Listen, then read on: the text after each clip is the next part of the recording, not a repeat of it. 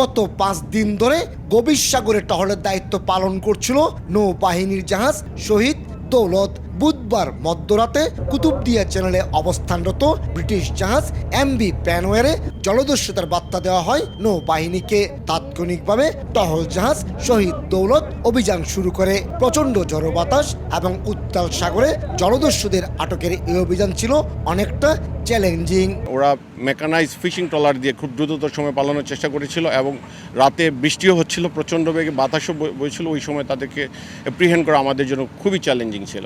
নৌবাহিনীর ধাওয়ার মুখে জলদস্যুদের বহনকারী কাঠের বোটটি পালিয়ে যাওয়ার চেষ্টা করে, তবে শেষ রক্ষা হয়নি। আটক করা হয় 8 জলদস্যুকে।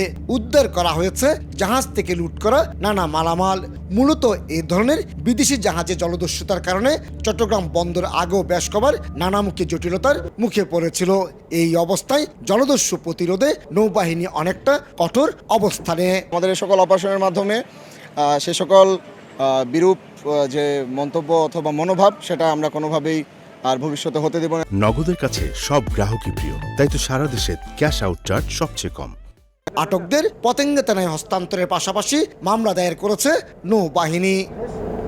এই জলদস্যুদের তৎপরতার কারণে চট্টগ্রাম বন্দরে বহির্নোঙরের নিরাপত্তা যেমন বিঘ্নিত হচ্ছিল, তেমনি হুমকির মুখে পড়ছিল নৌবাণিজ্যে বাংলাদেশের সুনাম। তবে সে সুনাম ধরে রেখে এই জলদস্যুদের প্রতিরোধে বদ্ধপরিকর বাংলাদেশ নৌবাহিনী। এখন থেকে চট্টগ্রাম বন্দরে বহির্নোঙরে চলবে নৌবাহিনীর এই অভিযান, এমনটি বলছেন নৌবাহিনীর কর্মকর্তারা। কমল দে, সময় সংবাদ, চট্টগ্রাম।